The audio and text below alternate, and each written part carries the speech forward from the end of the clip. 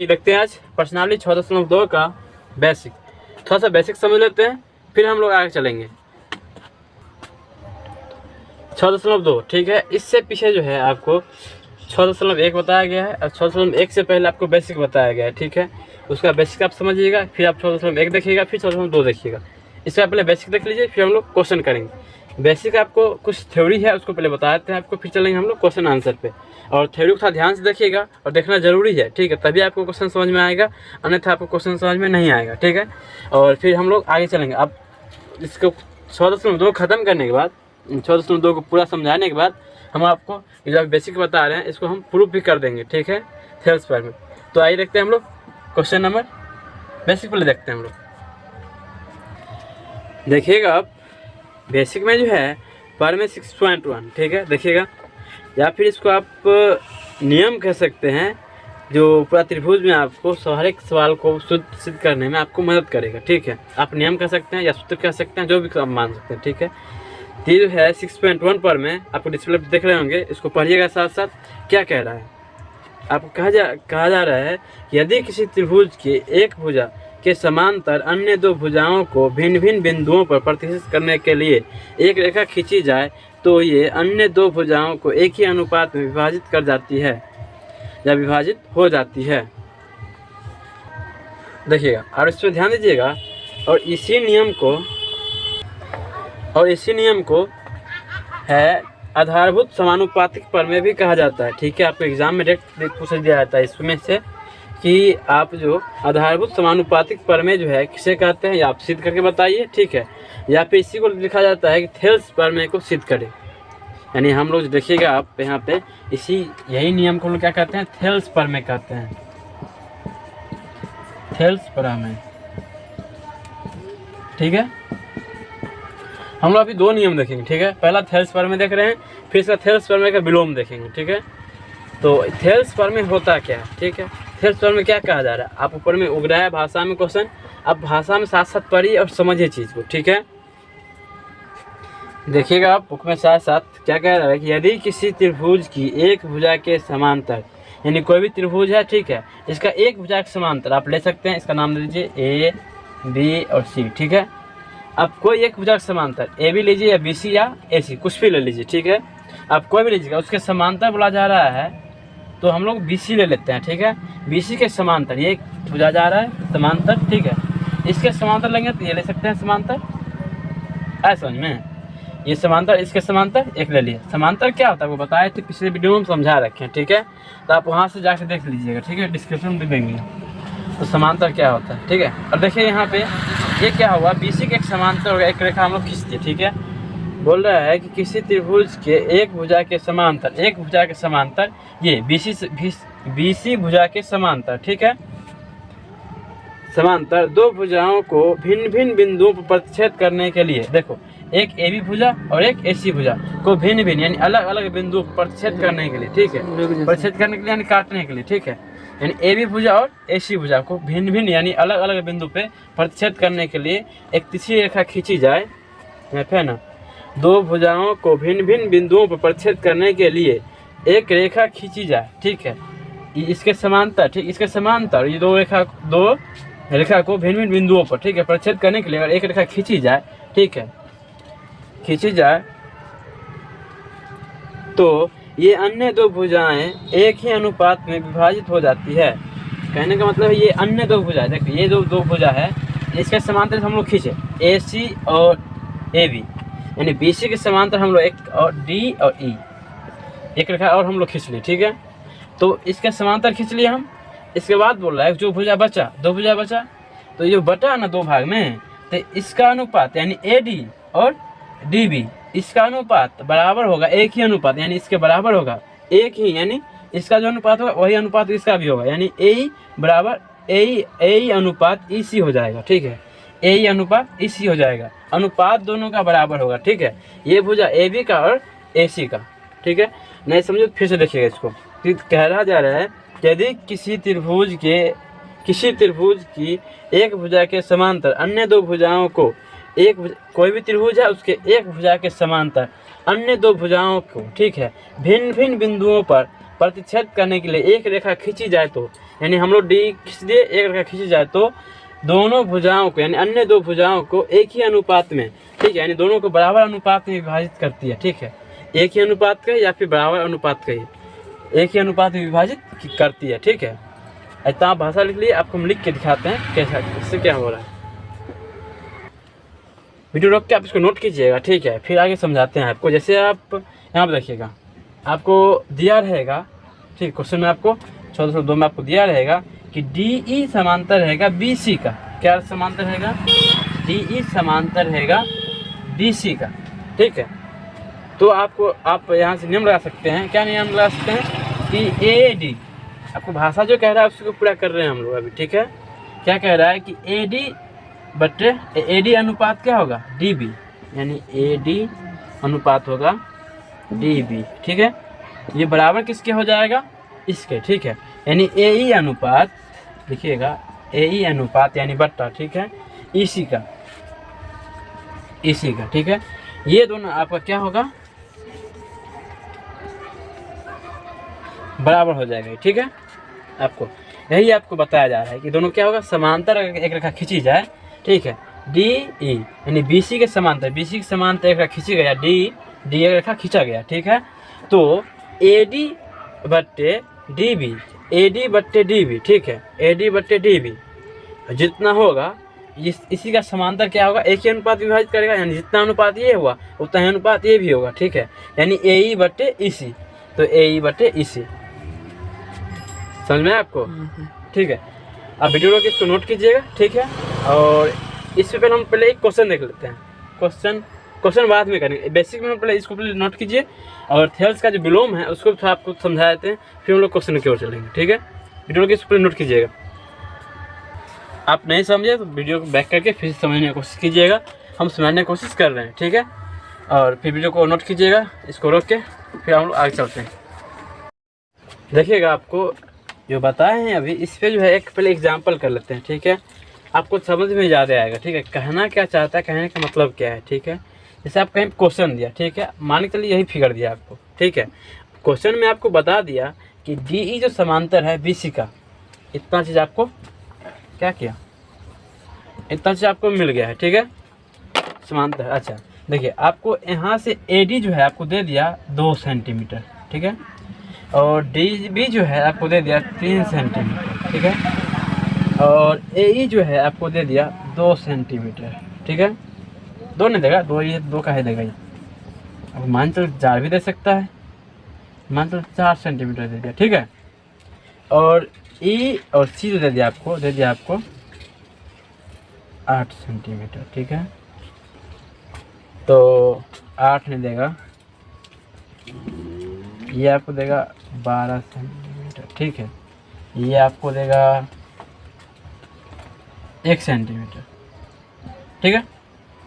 अपने मान से ले रहे हैं, थोड़ा दिक्कत हो सकता है कैलकुलेशन में, इसलिए टेंशन नहीं लीजिए, ठीक है। सिर्फ समझिए चीज़ को आप, कि हम बताना क्या चाह रहे हैं आपको कि AD बट्टे DB, यानी आपको कहने का मतलब है कि समांतर आपको दे देगा, क्वेश्चन में आपको ये चीज़ दे देगा, ठीक है। ये चीज़ आपको क्वेश्चन में दे देगा कि DE जो समांतर है BC का, यानी BC जो समांतर है DE का, तो आपसे पूछेगा कि ये जो है बराबर अनुपात में विभाजित करता है कि नहीं, ठीक है। तो आप कैसे बताइएगा? आप एक नियम रखिएगा, ठीक है। कौन सी को? थेल्स परमेस लिखिए, क्या लिखिएगा? थेल्स परमेस लिखिएगा। उसके बाद आप लिखिएगा वहाँ पे कि AD, क्या लिखिएगा? AD, अच्छा AD अनुपात, यानी बट्टा करेंगे हम लोग कौन सी? D और DB कितना है? 3 है।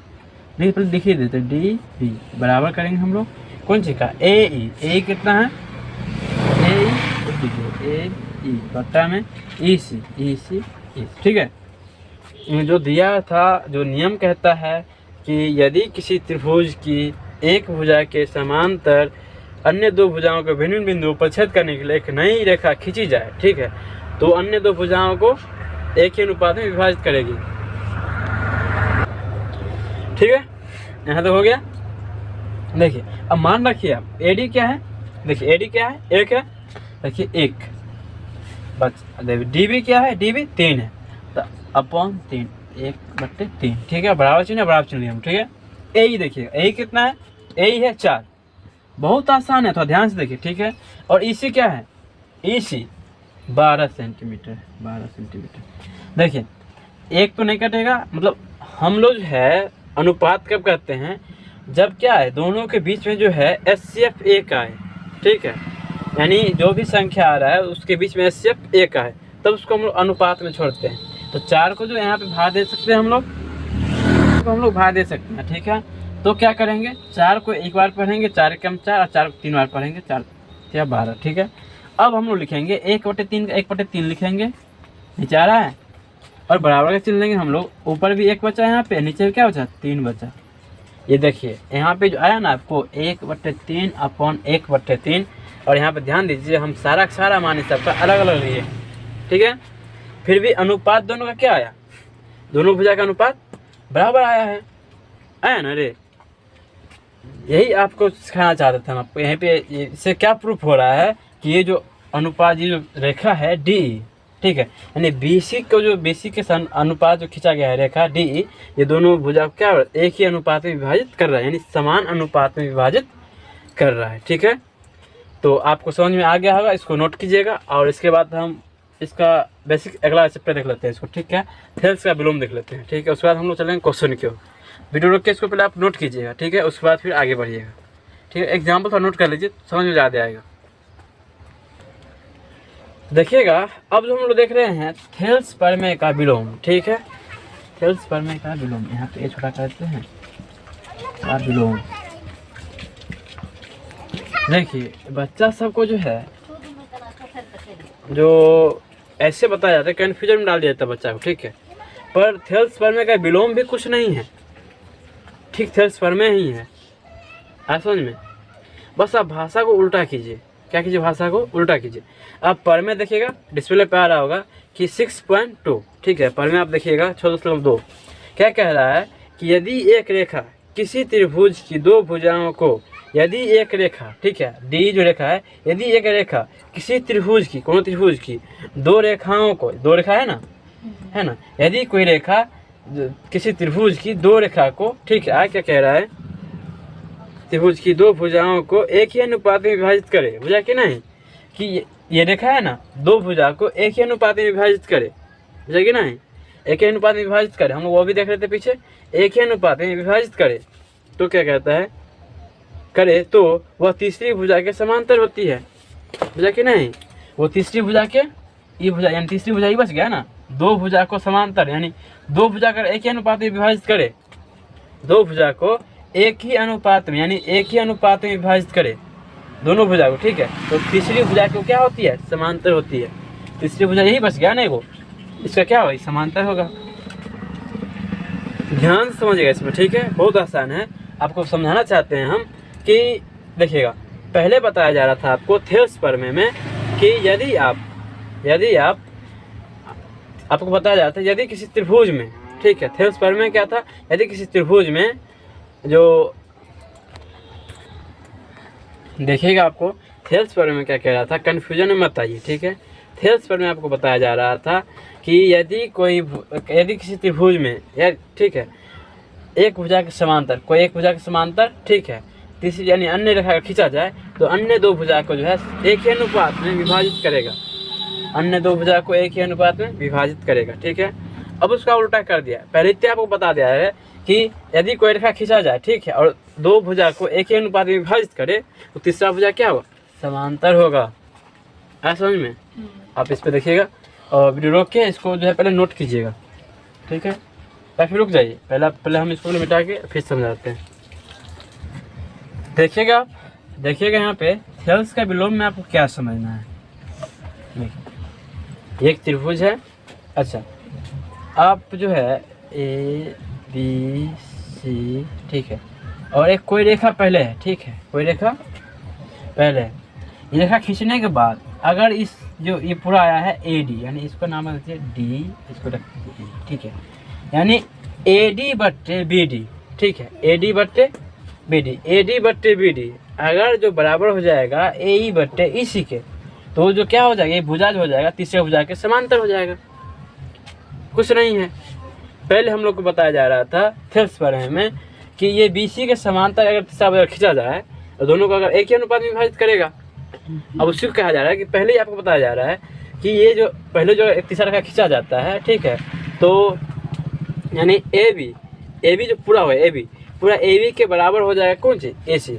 इसका अनुपात बराबर होगा, ठीक है, यानी ए डी बट्टे बी डी बराबर हो जाएगा ए ई बट्टे ई सी का, ठीक है। अगर बराबर हो जाएगा तो किसके समानुपाती हो जाएगा, यानी समांतर हो जाएगा, समांतर हो जाएगा किसके, तो बी सी के समांतर हो जाएगा डी, ठीक है। उसको हम लिखिए, आप लिखिए इसको, ठीक है। तो इसको लिखिएगा, क्या लिखिएगा, ए डी, ठीक है, ए डी, अच्छा बट्टा में क्या आ जाएगा, डी बी,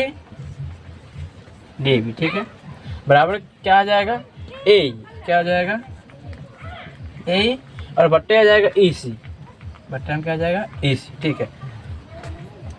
अगर आपको इतना अगर मिल रहा है तो क्या बताया जा रहा है कंडीशन कि बी सी के क्या होगा, समांतर हो जाएगा कौन सी, डी। देखिए आपको आसान करने के लिए हम इस हिसाब से बता रहे हैं, ठीक है, और आसान ही है, समझ में। आप इसको नोट कीजिए, आपको इस पे 2 एग्जाम्पल करा देते हैं या एक एग्जाम्पल करा है तो आपको समझ में आ जाएगा। फिर हम लोग चलेंगे क्वेश्चन की ओर। और ध्यान दीजिएगा, आप इसको भाषा जो है, भाषा थोड़ा इसको कोशिश कीजिए कि याद कर लीजिए आप, ठीक है, या फिर हमारे साथ आप 3 से 4 बार बोलिए, याद हो जाएगा, ठीक है। आइए देखते हैं, इसको लिखिए, रुक देखिएगा, थेल्स के विलोम में, ठीक है, थेल्स के विलोम में क्या होगा कि आपको हाँ, आपको ए डी और बी डी, ठीक है, ए और ई सी आपको मिल जाएगा। आपको चेक करना रहेगा इसके बराबर इतना हो रहा है कि नहीं, ठीक है, इसके बराबर इतना फुट रहा है कि नहीं, ठीक है। जब भी इसके बराबर इतना हो जाएगा तो आप लिख लीजिएगा कि क्या होगा, डी जो है बी सी का समांतर हो जाएगा। यहाँ पर आप लिख सकते हैं, कोई दिक्कत है नहीं। इससे पहले एक एग्जाम्पल किए हैं, ठीक, उसी से रिलेटेड है, ठीक है, उसको आप देखिएगा, समझ में आएगा, ठीक है। इसको भी देखिए, जैसे आप कहीं पर ले लीजिएगा कि यहाँ पर ले लीजिए आप 4 लीजिए, ठीक है, 4 सेंटीमीटर ले लिए, इसको आपको देगा, इसको देगा आपको कितना, 12 सेंटीमीटर, ठीक है। अच्छा ये ले लीजिएगा आप, ये आप ले लीजिएगा 3 सेंटीमीटर, ठीक है। अच्छा ये ले लीजिएगा आप 9 सेंटीमीटर, ठीक है। देखिए इसको ध्यान से देखिएगा कि 4 सेंटीमीटर ले लिए, इसको 12 ले लिए, इसको 3 ले लिए, इसको फिर हम 9 सेंटीमीटर ले लिए, ठीक है। अब इस पर आप चेक करके देखिए कि डी ई जो रेखा है बी सी के समांतर है या नहीं। क्वेश्चन आप कैसे पूछेगा, क्या पूछेगा कि डी ई जो रेखा है बी सी के समांतर है या नहीं, ठीक है। तो कैसे आप इसको क्वेश्चन को बनाइएगा, आप इसको पहले क्या निकालिएगा, थेल्स प्रमेय के विलोम से वहाँ से आप लिखिएगा कि ए डी बट्टे बी डी, ठीक है। इसके बराबर चेक कीजिए कि ए ई बट्टे ई सी है कि नहीं, यानी ए डी बट्टे बी डी बराबर ए ई बट्टे सी या ई सी का बराबर है कि नहीं। जब सी बराबर हो गया मतलब क्या, एक ही अनुपात में विभाजित हो रहा है, तो क्या होगा, ये रेखा समांतर होगा, इसी थेल्स का विलोम करते हैं। आ समझ में। देखिए हम आपको बताते हैं, यहाँ पर लिख लीजिएगा, क्या लिखिएगा, ए डी बट्टे बी डी बराबर क्या हो जाएगा, ए सी बट ए ई हो जाएगा, ए ई हो जाएगा, ए ई बट्टे ई सी, ठीक है, ई सी, ठीक है। अच्छा देखिए ए डी क्या है, यहाँ पे 4 है, 4 ले लीजिए, बी डी क्या है 12 है, 12 ले लीजिए, ठीक है। देखिए ए ई कितना है, 3 है, ठीक है, और ई सी कितना है, 9 है ना। देखिए अब ये 4 तो रहेगा नहीं, भाई देखिए हम लोग चेक कर लेंगे, 4 एक कम 4, 4 तिया 12, ठीक है, 3 कम 3, 3 तिया 9, ठीक है। तो 1/3 यानी 1/3, ठीक है, बराबर आ गया कौन सी, 1/3, यानी एक ही अनुपात है ना।